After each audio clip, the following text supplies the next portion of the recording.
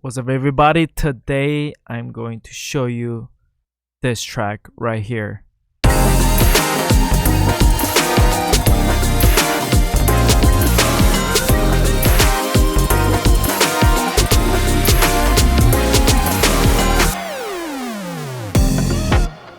This one right here, guys. Super groovy R&B hip hop type of thing. I love it.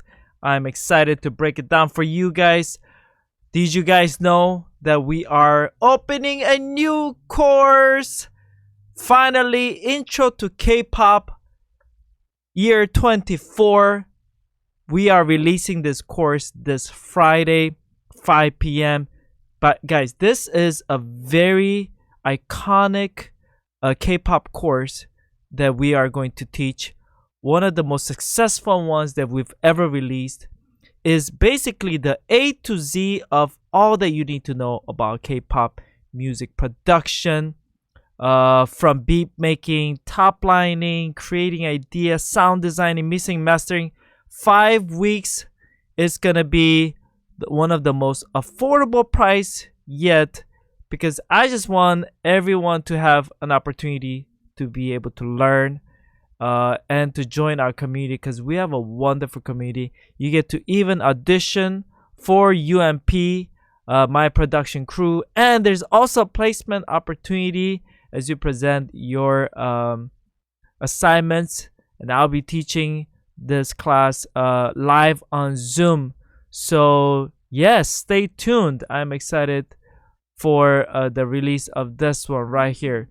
Are we ready, guys, to hear from the very beginning? Here we go.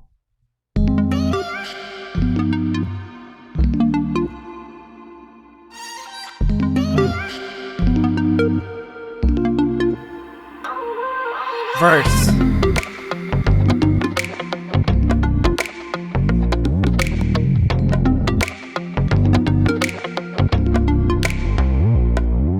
Beat.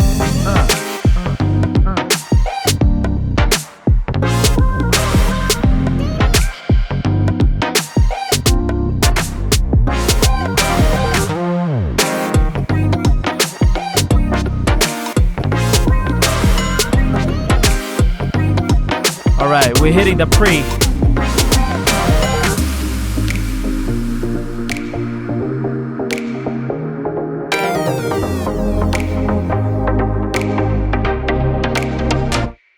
Chorus.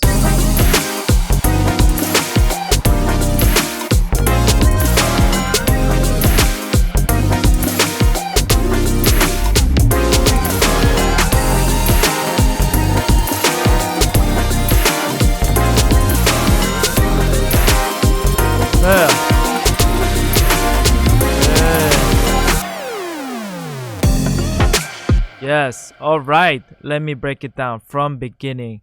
This one, obviously, a lot of you guys know I'm a keys player, so I'm starting this beat with this idea, and this is very, like, how do I say, one of the most used, commonly used K-pop chord progression, you know, minor 2, 2, 5, going to 1, right? Very sexy, smooth, cool stuff, just very R&B feel. But instead of just going with that, I'm busting out this bell sound, and check out the sound. Ooh! What I love about this sound is, yeah, I have all this bell sound in the top end, but at the low end, listen to this. It's very like, that's a very stabby bass sound. That's what I loved about the sound, and together it sounds, it just has a lot of detail. And just by using this key and this bell sound, it just sounds like so, like, complete, right? And from here we want to add some flavor, right? Oh, what am I using here? This is Serum pack, PL, Steve Duda. Honestly don't know who he is, but yeah, but love that sound. Thank you, Steve. And I'm adding some flavor on top of this to make it up for the space. like this. Vocal chops.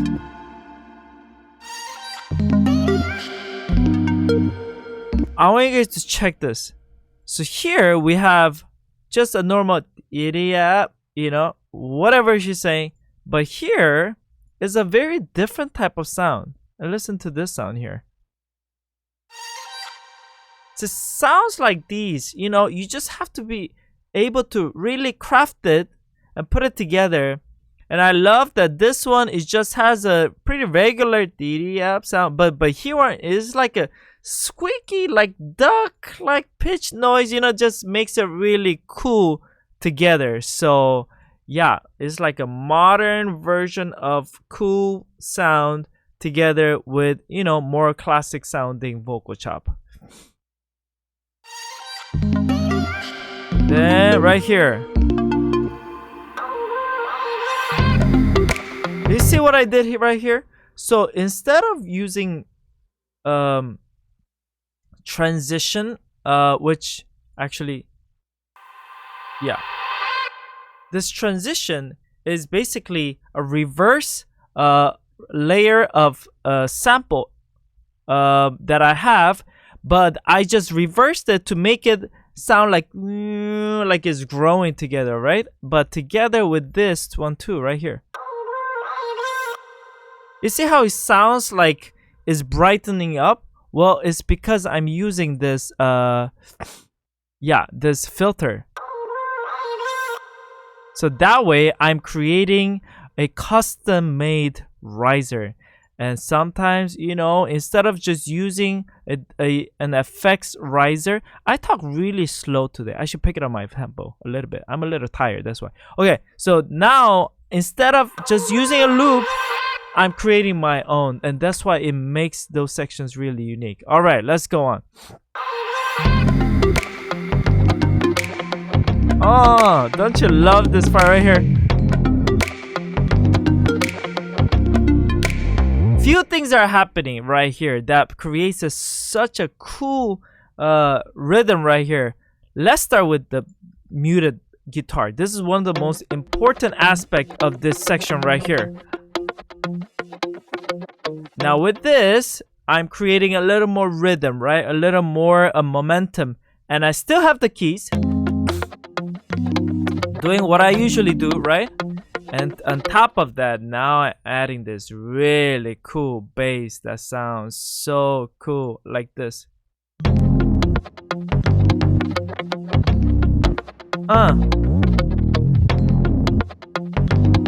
Look at the movement of this bass. So cool, right?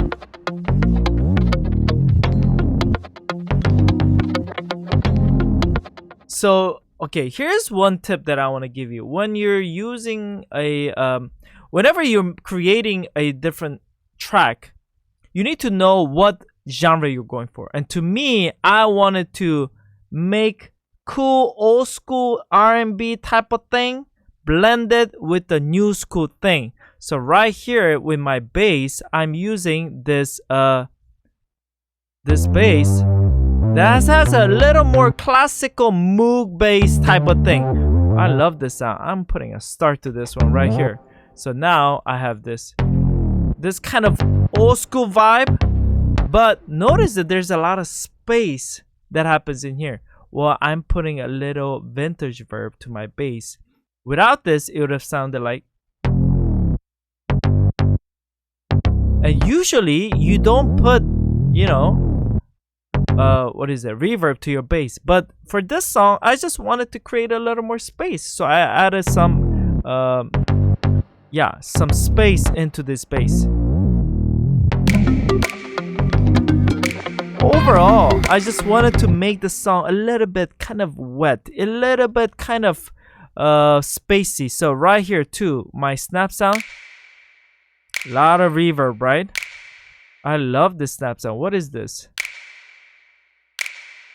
This one right here is from Splice, but I love how thick that sounds right now. And I have a conga going on right here. I really crafted every single part percussion for this song, and I'm gonna show you how I did it. All right, let's go to the next session right here.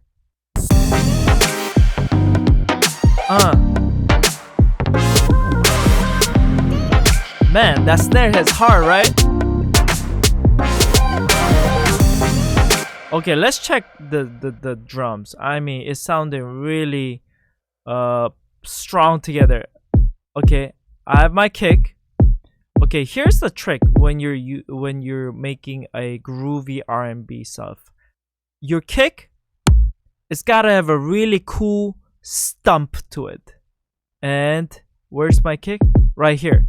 This one just has a really low bottom end. It's just hitting really heavy and is not doing a lot of high notes. For example, when you see this kick here, you see how it has a lot of high note, but this one very low, heavy. When you're doing R&B type of track, that's the kind of kick you want to do, and it's very important you use the right samples. Okay, next up, snare. Now this snare is almost to give a little punch to it, but that's not my main snare. This is my main snare. See how heavy this one hits? Without this, it's just gonna sound really thin. But sometimes you just want to apply snare that has a lot of heaviness to it and create a lot of space. Because without my vintage reverb, it would have sounded like this, which is cool, punchy and all, but it's not creating enough space. So together with this, we're making it way bigger. All right, and then what about this guy? Yeah, he's doing the ghost snares for me, right? Right here. Yeah, you notice how I created my own fill right here. That's a cool technique to use when you want to make your snare sound nice. Okay, right here, once in a while, even bigger snare to make it even more spacious. And together with my conga right here, I'm using real conga sound here. I just wanted to purposely do it like that. Because once again, I wanted to blend in the classic stuff with the new school stuff. All right, my bass doing a ton of work. It's gonna those glides, you know.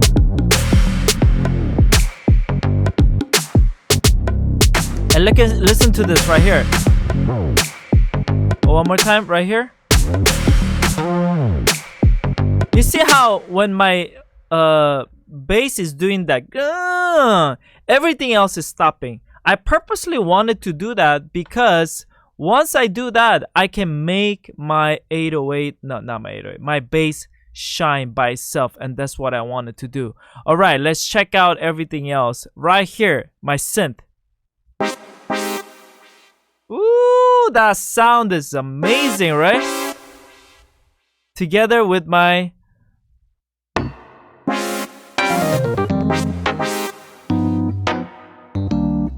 notice something changed. What changed?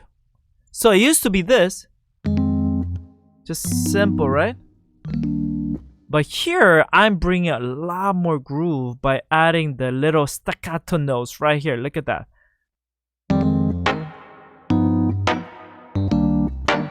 You gotta know that when you're using a vintage keyboard samples library, when you hit your notes strong, it's gonna have a different effect. Versus when you hit it softly, you see that? So sometimes you want to really push it strong to get a really crisp, punchy MIDI note that triggers the library. Right there. See that hit right there? Super important when it comes to groovy stuff. And here, right here, my favorite section. Yeah, little runs to make it cool, right? Okay, not only that, I have a lot of vocal chop work that I'm doing here, and it's all very carefully crafted, as you can see. I'm not just throwing different loops there. Check this out.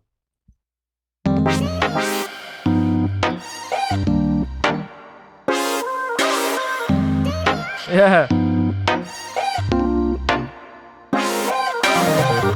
Yeah, I just feel like it almost gives me an identity of the song. It just has such a cool color. Let's just hear it with just the effects. Oh. So cool. Alright, let's go on to the next section. Right here, after the stop.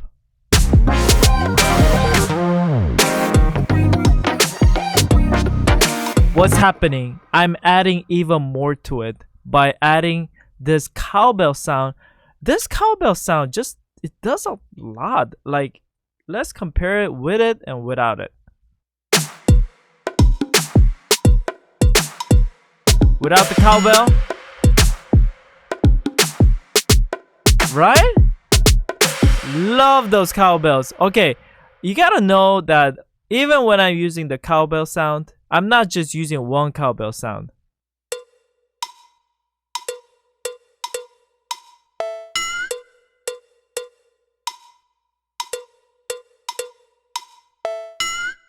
I'm using combination of different cowbell sound, right? Because I wanted to create a unique sound instead of just using one. Again, modern, classic together, right? That's what I'm going for. All right, and at the very end of the section right here, I'm adding this cool little tom fill that I customly made. It sounds like this.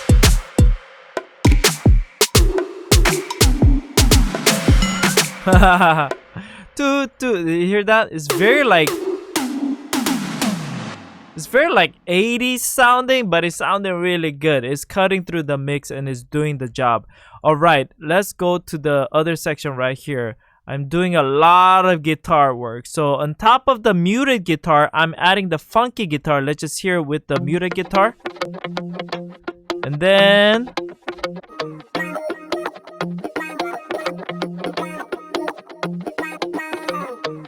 yeah, and you gotta know that when you're using, for example, like different guitar sounds, you gotta be able to distinguish them, have their own roles. Instead of like bringing both together, doing one thing, he's gotta do that, and my muted guitar is just doing dun, dun, dun, dun, dun, dun, dun. That's why they work well together, because they have their own roles instead of fighting with each other. All right, together with all my instruments.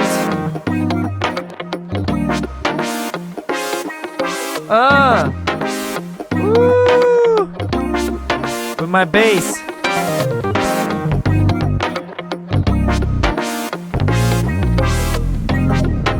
I mean, this alone just sounds so good, right? Okay, with my drums.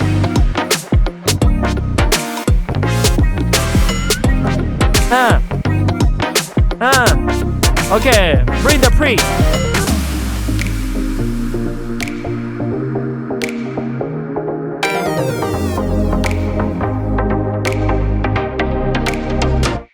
This is one of those really lucky pre, because I have this loop that's doing most of my work.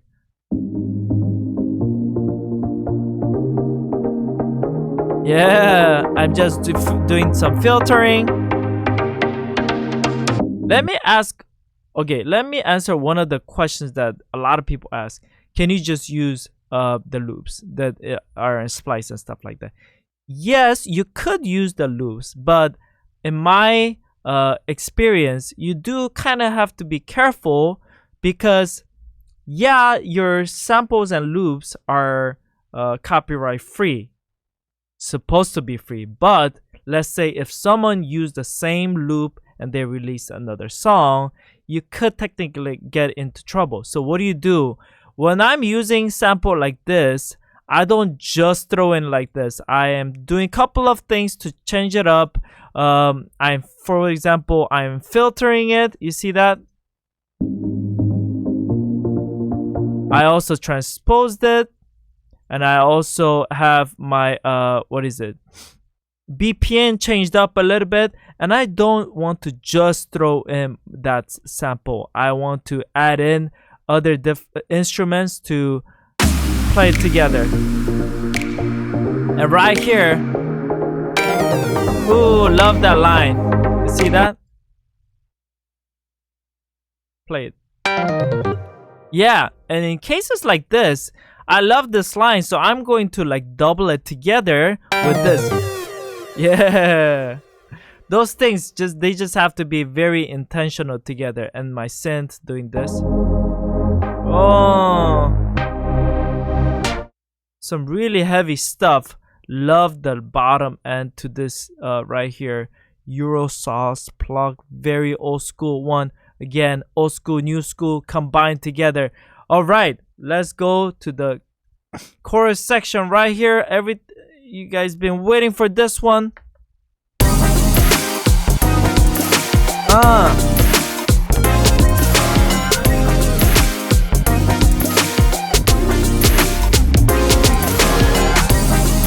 Lot going on right here, right? Okay, let's check it out one by one. Drum. Of course, you guys know me. I like to layer things when it comes to the chorus to make it bigger, together with my snare.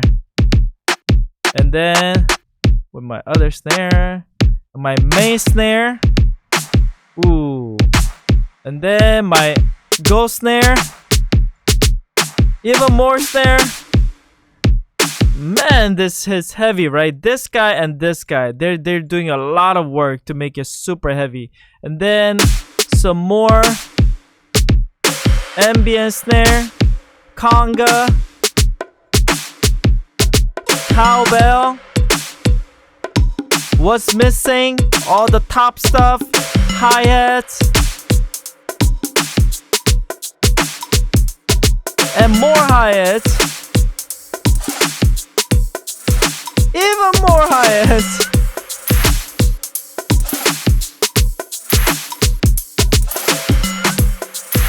Lot of stuff going on, right? So this is an organized way of arranging things. And guys, once again, I'm releasing the best course that I've ever released in UMSIC music, and it's going to be the very everything that you need to know about making K-pop music, very condensed into 5 weeks. You're gonna learn all about creating idea, making beats, making song structure for K-pop, top lining, sound designing, mixing, mastering.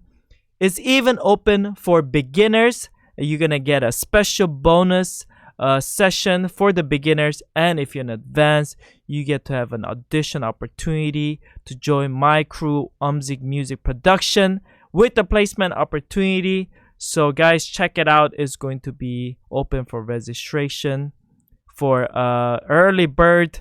So yeah, when it comes to making drums like this, your bass has to really get heavier, because your drums is doing it's taking up a lot of space, right?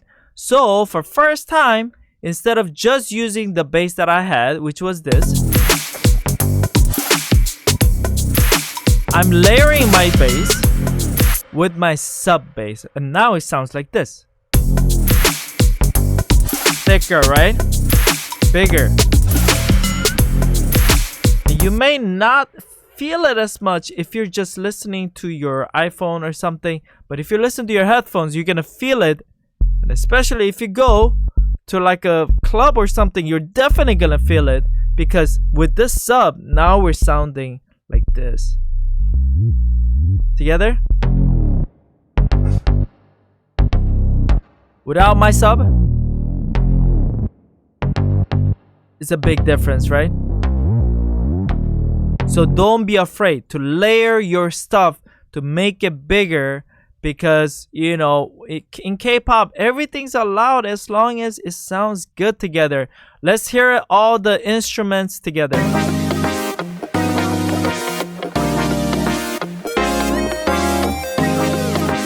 I know there's a lot to break down right here. Okay, let's start with this guy right here. This guy is my main synth saw. And this one's gonna cut through the mix. This one's my like nasty, dirty like synth, that poly synth that is going to be carrying. And then I have my muted guitar, my funky guitar, my keys, and my rhythm synth. But on top of that, I'm bringing lead sound that has a little bit of movement but is very ambient. And together with my effects, oh, more effects.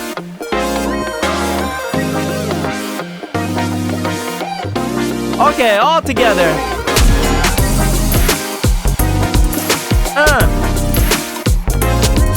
Yo. Alright, now let's hit the post-chorus right here. Even bigger. It's party time.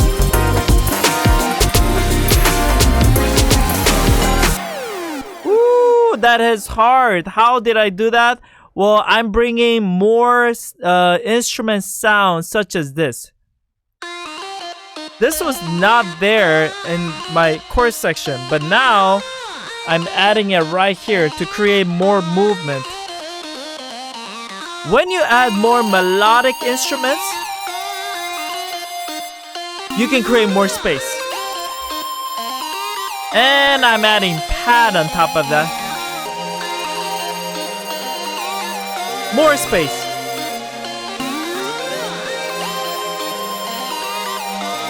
And also, I've added this little hi-hat guy.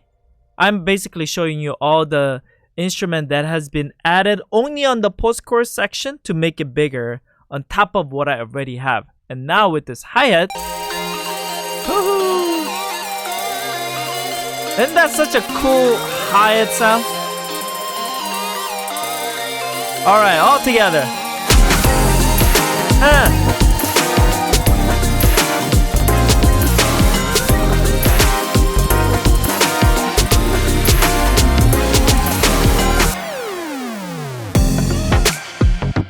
Yeah, guys, what did you guys think? I would love to see some comments. A lot of you guys don't talk very much, but if you guys have any questions, if you guys have any comments, I would love to know if there's something that you learned through this, what stood out to you. And if you haven't subscribed yet to my channel, please do so. Like button, all that stuff. Once again, I'm releasing one of my favorite courses that I've ever released, and it's going to be open for registration this this Friday. So stay tuned. Love you guys. Later. Peace out. Have a groovy week.